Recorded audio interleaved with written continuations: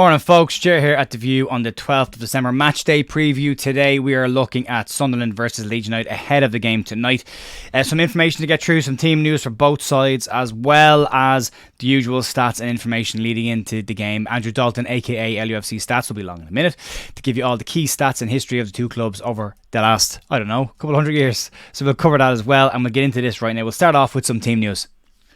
Leeds will have no Sam Byron for the game. He is out with a hamstring injury. It has been confirmed. Jamie Shackleton looks like he's going to miss out as well with a glute problem. Junior Firpo still out with a hamstring injury and not expected to be back until the new year.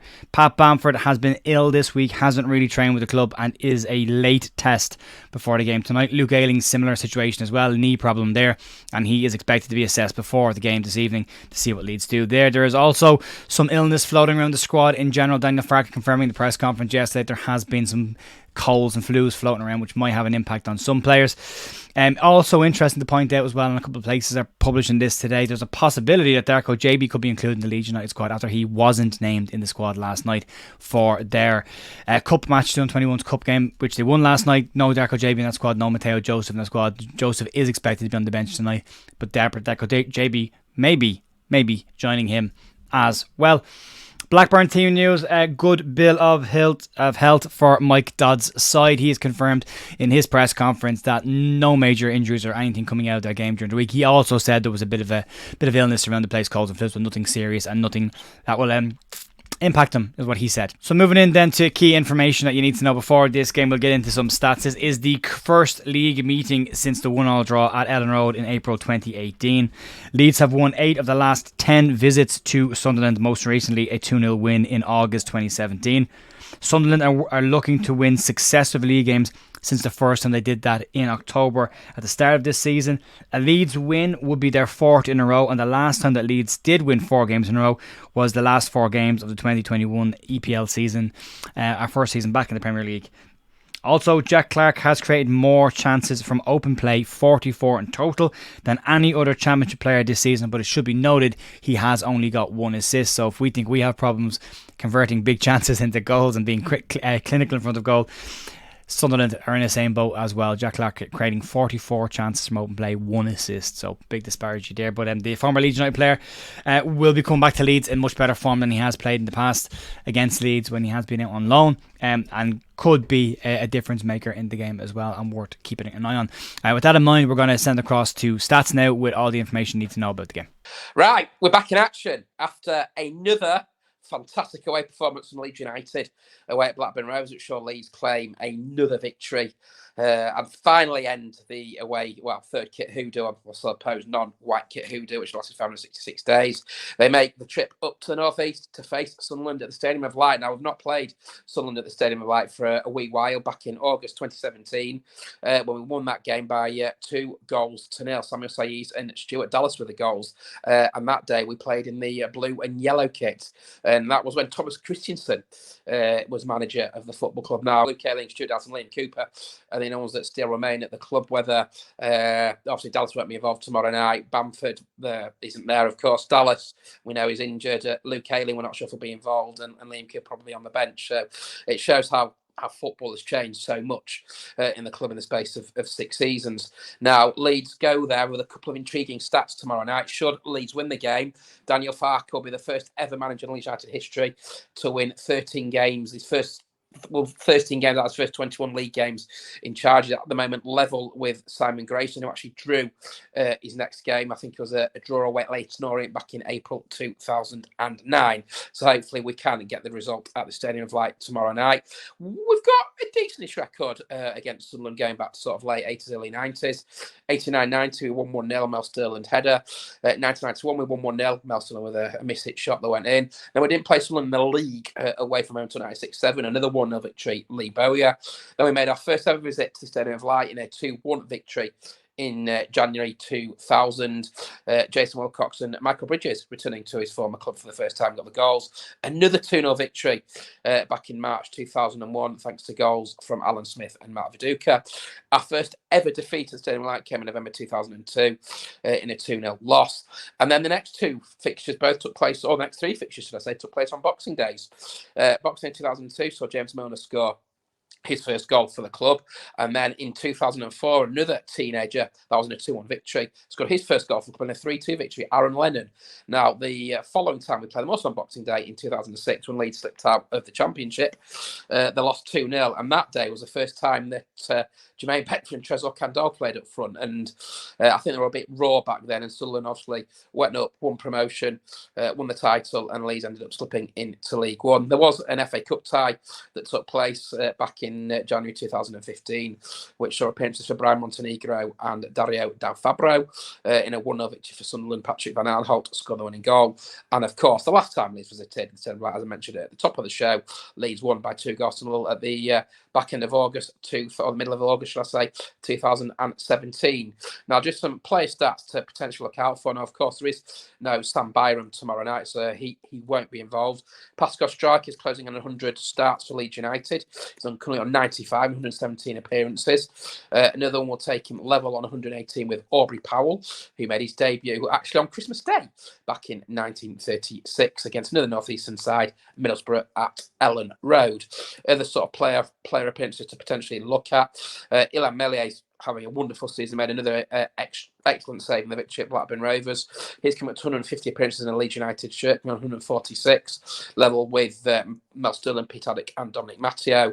One more will take him level with Chris White, 147. And then 150 is George Reed, who ironically made his debut against Sunderland back in April 1926. So that's Ilan Mellier to look out for. We're also looking to make it 8 games unbeaten, I think for the first time since July 2020, when of course we had the fantastic scenes that we won promotion. Dan James and Crescencio Somerville, both on 58 appearances for the club. Somerville is on 13 goals, same as Peter Swan. Dan James has moved on to 11 goals for the club. They're in possibly the best form of their career, certainly at Ellen Road. Joe Gelhart, who was on the bench on Saturday lunchtime, should I say, is 2 away from 50 appearances for the clubs on 58. Willie Nonto has made 43 appearances already for Leeds United. That shows you how quickly time flies at Leeds United. Georgino Ruta, who had another fine game on Saturday afternoon, is on 33 appearances for the club. Ironically, the same as Steve Morrison, Pierre-Michel Sogga and Robbie Fowler. Some real right names there for Leeds United. Congratulations, of course, to Ian Poveda, who made his debut for Colombia overnight. Ethan Ampadu is on 22 appearances for the club, the same as Noel Hunt. Not the greatest there, Noel Hunt. Time at Ellen Road. And Archie Gray is on 21 appearances for Leeds United. 4 more appearances than his age. And he's on the same appearances as Dan Harding and Paul Loken and Teddy Lukic. He should get to 22 appearances, all being well, tomorrow. And just another final one. Leeds looking for victory number 1989 overall in their history. Hopefully they will get to 2000 in the up and coming months. Obviously still a lot of football to be played. And I'm going for my prediction. It'll be a tough game tomorrow night. I think Sunderland, they got a good victory over West Bromwich Albion on Saturday afternoon. The 5 Tony Mowbray. Mike Dawes is in charge at the Stadium of Light. I'm going to go for a 2-1 Leeds United victory. I think we'll be in blue, and of course looking to end the away day kit hoodoo. The last time we won away from home in front of supporters, I know away kit ironically was away at Middlesbrough back in 2020, thanks to a Mateus click goal. So hopefully we can finally end that hoodoo in front of supporters. The last time we actually won away from home in the away kit was a 4-0 victory away at Burnley. And the last one, and I tweeted this morning, we're looking for our first victory in the last away game before Christmas in the league since December 2018. I just had to get them in my teeth, when we won by 3-2 in an unbelievable game at Villa Park. And who scored for Leeds United that day? One, Jack Clark, who Leeds come up against tomorrow in a Sunderland shirt. So all being well, we can get 3 more points, and hopefully Ipswich will lose away at Watford, and Leeds go to Coventry. Leeds are home to Coventry on Saturday afternoon. Cheers, Andrew. Thanks very much for that. Appreciate it. Now, some interesting bits there. The Jack Clark thing just keeps popping up, doesn't it? If ever there was a possibility of a player getting a goal tonight, it's got to be Jack Clark, isn't it? There's a couple of other bits and pieces. Let's have a look at the form guide real quick. Leeds come into this in 3rd place, 7 points off 2nd place Ipswich, and 3 points ahead of 4th place Southampton. 4 wins and 1 draw in Leeds' last 5 games does see Leeds as a form side in the division right now. Sunderland, the new manager, as I've already said, in Mike Dodds, replaced replacing Tony Mowbray, a brave decision with the club in and around the playoffs as it was when Mowbray was let go. They're 6th place in the league, currently they're just in that final spot. 2 wins, 1 draw and 2 defeats in their last 5 games coming into this game, but a good win against West Brom at the weekend to bring them into this match, and it will be something Leeds need to keep an eye on. And then wrapping up today, having a quick look at players that have played for both, some interesting ones, and we'll rattle through this real quickly.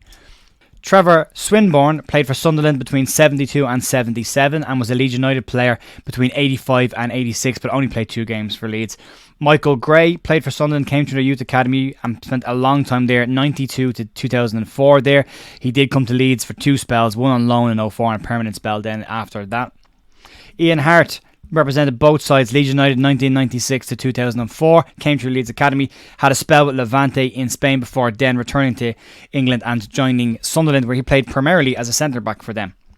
Paul Butler was at Sunderland between 1998 and 2001, joining Leeds United then in 2004 and going on to captain the side, and some notable appearances for Paul Butler during his time at Leeds.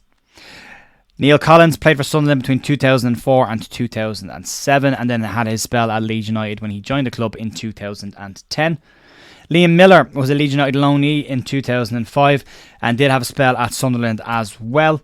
Dom Matteo had a very short spell at Sunderland 1995. He made 1 appearance on loan to the club, was at Leeds United then between 2000 and 2004, has captained Leeds United and picked up 115 games for Leeds, scoring 2 goals in the process there as well. Harvey Sherwin played for Sunderland between 1913 and 1921, gone back 100 years. Joined Leeds United then in 1921 and stayed at Leeds until 1925. More recent times, but not that much more recently, John Reevy played for Sunderland between 1956 and 1958. He left and joined Leeds in 1958 to 1961, when he became player manager in 61. Went on obviously to manage Leeds United to their most successful era. Michael Bridges was at Sunderland between 1995 and 1999, was identified as one of the hottest young strikers in the Premier League at the time. Leeds then purchased him and was at Leeds then between 1999 and 2004. And then more recently, in the last one on the list, Joe Gelhardt is at Leeds United from 2020 till now after Leeds bought him from Wigan, and was on loan in 2023 last season for Sunderland. This list was adapted from the players that have played for both from the Leeds United article on leedsunited.com as well, so you can go check that out if you want more detail on all of those. And that's going to wrap it up there. Andy did give his predictions. I think this is going to be a draw. Shouldn't say that, but I think it's going to be a draw. Yeah, I won't give a score, but I think we'll draw this game. I think this could be a tricky game. I know Sunderland are down in 6th place, but they've got some really good players. They've got a young, fearless side. They like to play football. They like to go at teams that can benefit Leeds as well. Teams that have come out and played against Leeds United this season have allowed Leeds to get in behind. When you look at Dan James, Chris Somerville and the joy that they've had when given any space, teams that have been most successful against Leeds are the teams that have reduced the space in behind for James and for Somerville. It'll be an interesting one to see what we do with the team sheet tonight. There's a possibility of Jet Spence coming in at left back for Leeds. Right back situation, you would imagine, will stick with Archie Gray there as well. There won't be a huge amount of changes. The Darko JB one's an interesting one. Is he coming into the bench or is he coming into the starting 11? Ilya Gruev is there as well. Will Leeds start to rotate the squad with another game at the weekend in mind and plenty of games ahead? And then there's the front lineup as well. Will Daniel Farke look at changing the front lineup as well between Pirro and Rutter, which at the game at the weekend, Joe Pirro appeared to be playing more in number 9 jersey as he has been recently, with Georgino Rutter dropping a lot deeper, where he is and has been his most effective for Leeds United. So there's a lot of things to watch out for tonight. I do think it'll be a draw. I do think there'll be areas of this game that will be cancelled out. And I think Leeds just need to be at their best today. And they won the game against Blackburn pretty comfortably at the weekend. I would say second, third gear. Didn't really need to get out of it against a decent Blackburn side. Again, a team that came out and played against Leeds. It does tend to play into Leeds' strengths when you do come and play against Leeds. I'm sure some team will get the better of us in that situation, but we're not going to go the rest of the season unbeaten. We are going to drop points, so it's important to keep an eye on this game. This is going to be a tricky one, I think, and as I said, I think it'll be a draw. Let me know in the comments what you think the scoreline will be tonight, match predictions, team predictions, and what you think Leeds are going to do with the left back situation. Daniel Farke has confirmed in his press conference, by the way, that Leeds are looking at a left back in January as well. Outside of Junior Firpo stuff, he has said Leeds will be looking at strengthening that part of the park come January. So interesting to see what we do there. That's going to be it for me today, folks. Fingers crossed for 3 points tonight. Have a fantastic day, and I'll be back tomorrow morning with the fallout from the game and some Leeds news.